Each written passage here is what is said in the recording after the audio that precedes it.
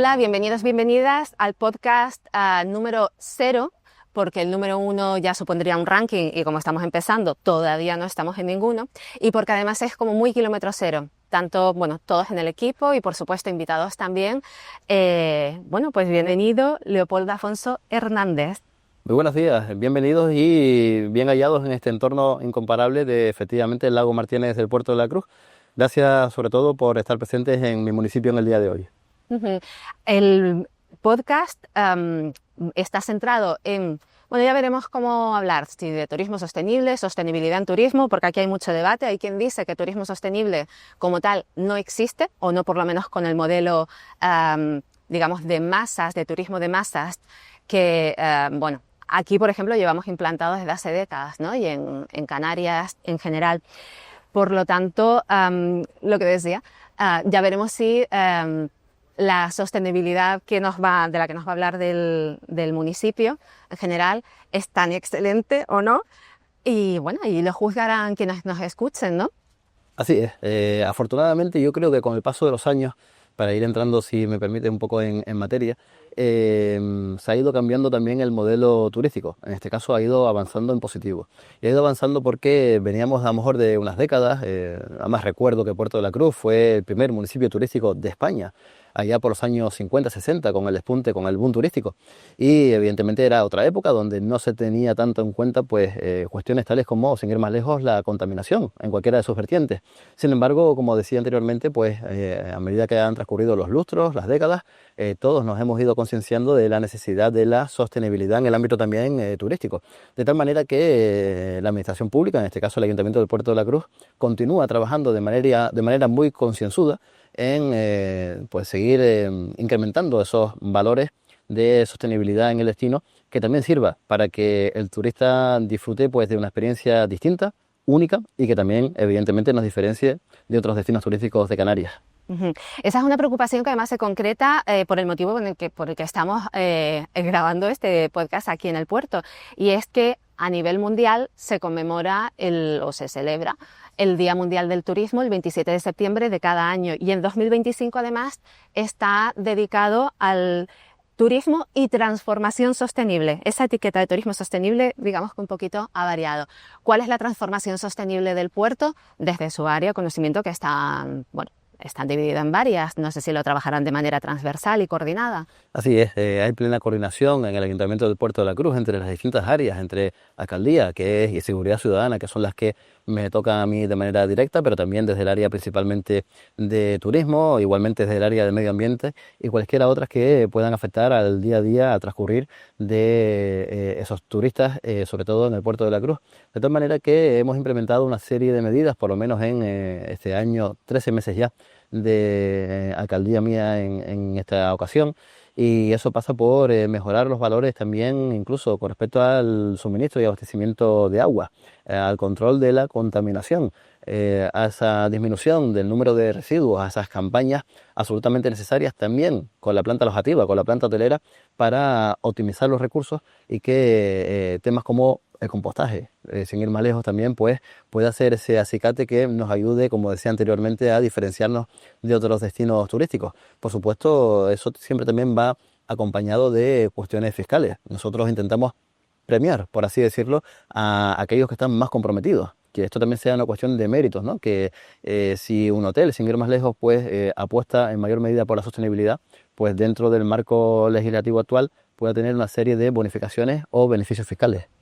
Ese tema de la sostenibilidad, que muchas veces no se menciona o no sale a la palestra tan claramente y queda, bueno, pues en este tipo de acciones de sellos, certificaciones y demás, es verdad que la fiscalidad puede servir para premiar, y es decir, incentivar este tipo de acciones.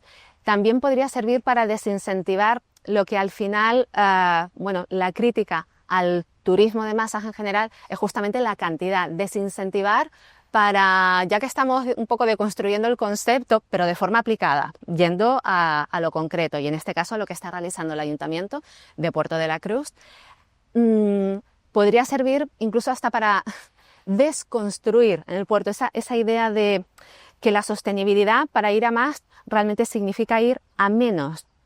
Yo ahí sí tengo un planteamiento diverso en ese sentido, ¿no? Bastante claro por otra parte.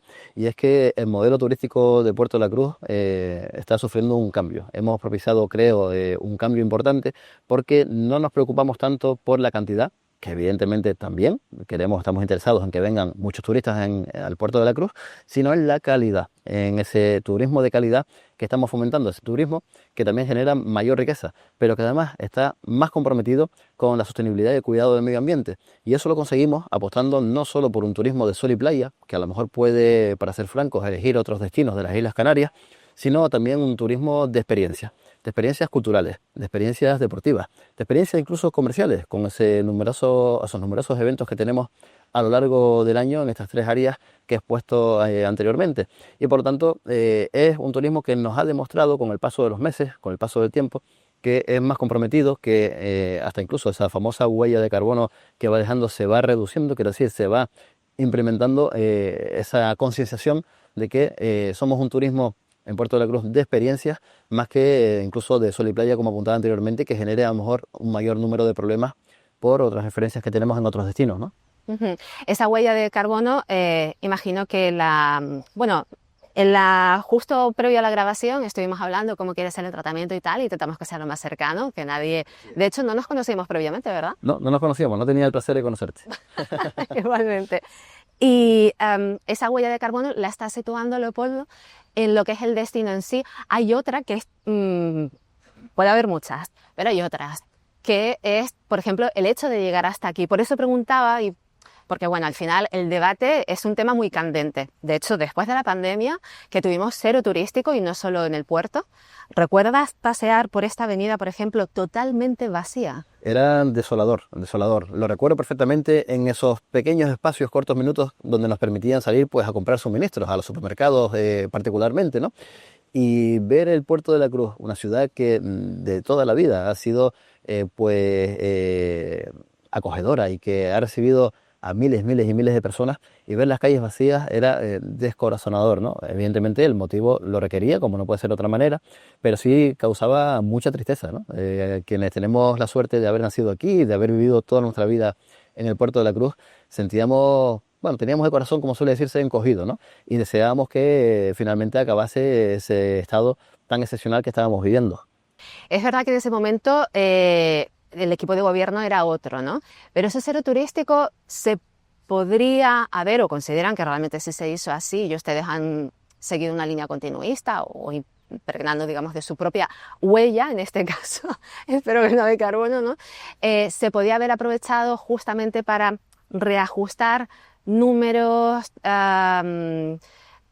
la presentación del puerto en sí hacia el exterior. Nosotros exponíamos en aquel momento, efectivamente, mi partido político, en este caso estaba en la oposición, y lo primero que hicimos fue ponernos a disposición del grupo de gobierno de aquel entonces, porque decíamos que en un momento tan inesperado y tan duro como aquel, había que dejar de lado colores políticos, pensamientos ideológicos y aunar esfuerzos para ir todos a una en beneficio de la comunidad, en beneficio de los portuenses, ¿no? Es verdad que nosotros lanzamos en aquel momento una batería de propuestas, más de 70 en este caso, que entendíamos que podíamos ir de la mano y que podían satisfacer esas necesidades que especialmente había que cubrir en aquellos momentos. Y una de ellas era aprovechar que estábamos todos confinados en nuestras casas en esos 3 meses largos para poner a punto Puerto de la Cruz. Y eso también venía a satisfacer la necesidad, la carencia de empleo que había en aquel momento, con los numerosísimos despidos que se produjeron por motivos evidentes en aquellos meses.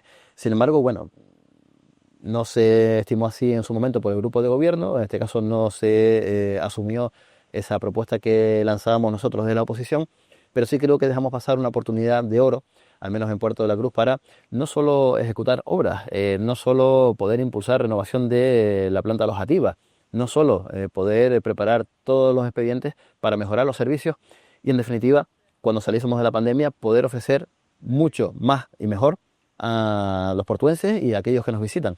Era algo que yo estimaba primordial y que, bueno, en aquel momento no se consideró así.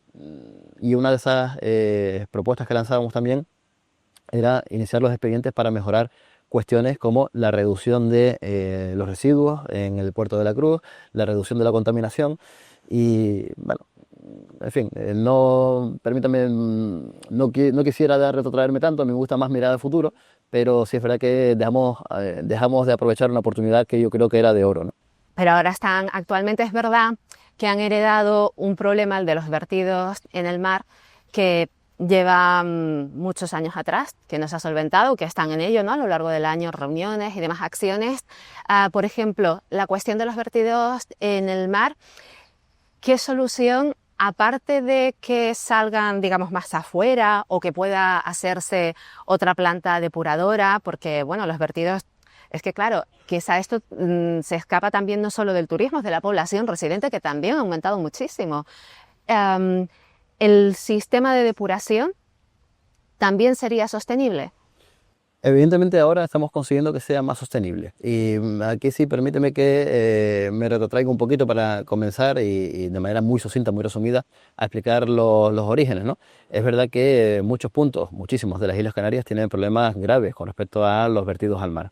Nosotros cuando yo soy alcalde por la vía de una moción de censura que lideré en agosto del pasado año 2024 y el principal detonante, más allá de otras cuestiones, fue precisamente el cierre de Playa Jardín por contaminación un mes y medio antes de yo ser alcalde. Es decir, la cerró el anterior alcalde, el anterior grupo de gobierno.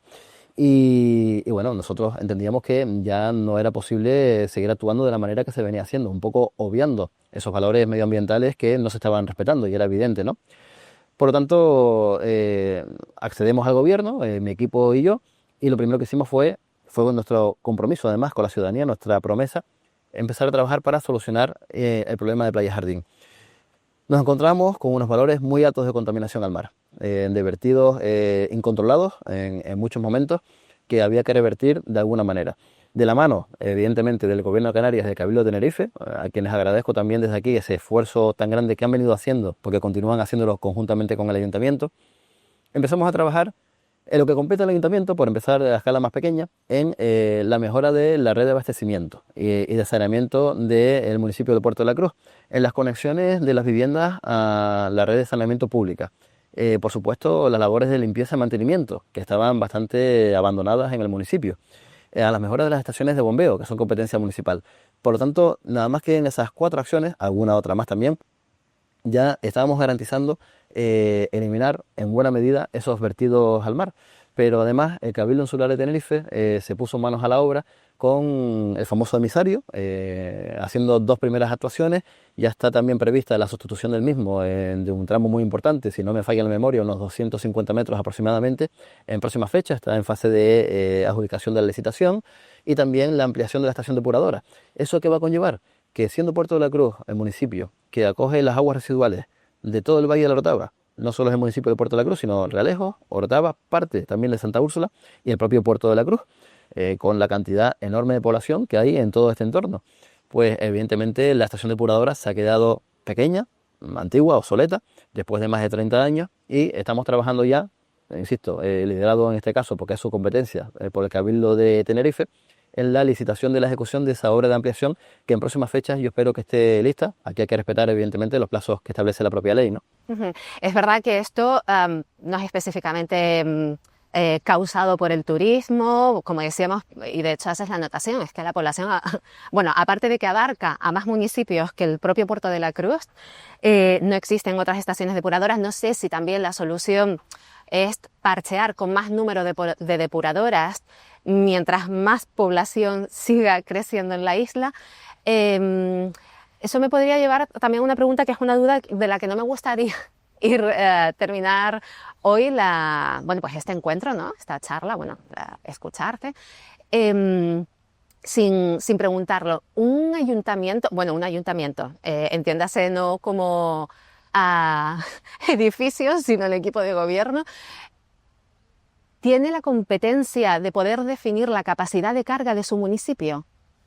No al 100%. Tenemos la competencia de poder participar, de poder valorar, opinar, a nivel técnico sobre todo, evidentemente, pero sí es verdad que la competencia ahí es compartida, también con el Gobierno de Canarias y el Cabildo de Tenerife, como exponía anteriormente.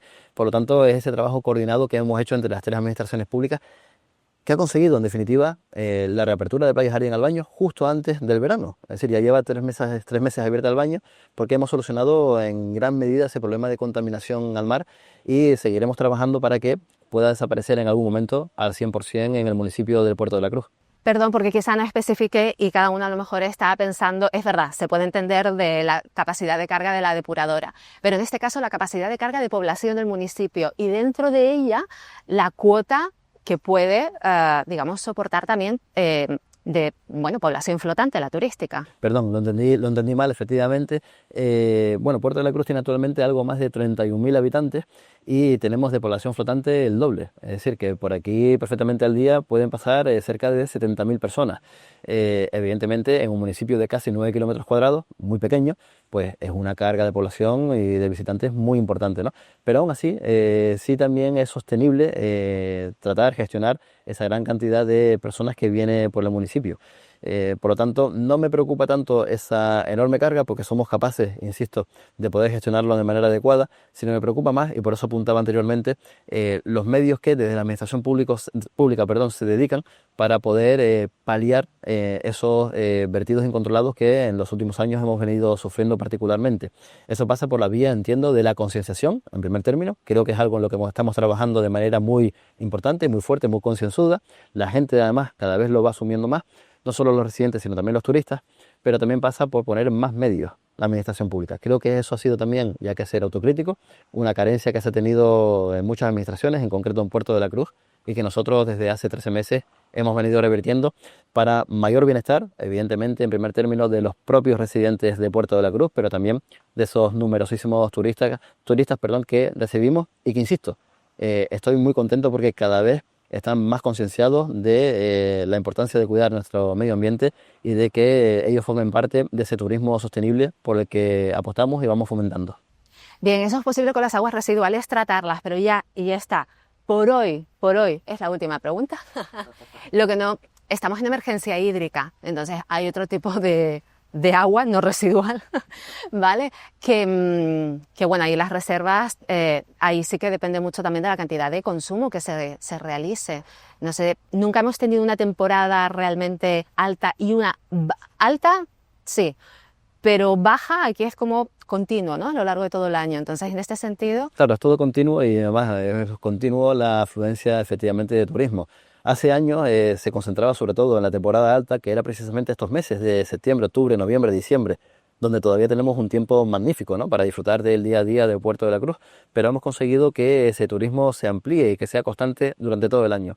Aquí, evidentemente, tenemos un problema que es la emergencia hídrica, y agradezco que me lo apuntes de manera muy resumida, porque una de las soluciones que nos ha permitido abrir el baño Playa Jardín y que las aguas sean de calidad óptima es que a través de Cabildo hemos hecho una obra para desviar buena parte, hasta 6.000 metros cúbicos al día, de la estación depuradora del Puerto de la Cruz a la zona de las medianías de Los Realejos para aprovechar esa agua ya depurada para el riego de todas las parcelas de las medianías. Es decir, no estamos tirando el agua al mar, sino que la estamos aprovechando para satisfacer esa emergencia de la que estábamos hablando.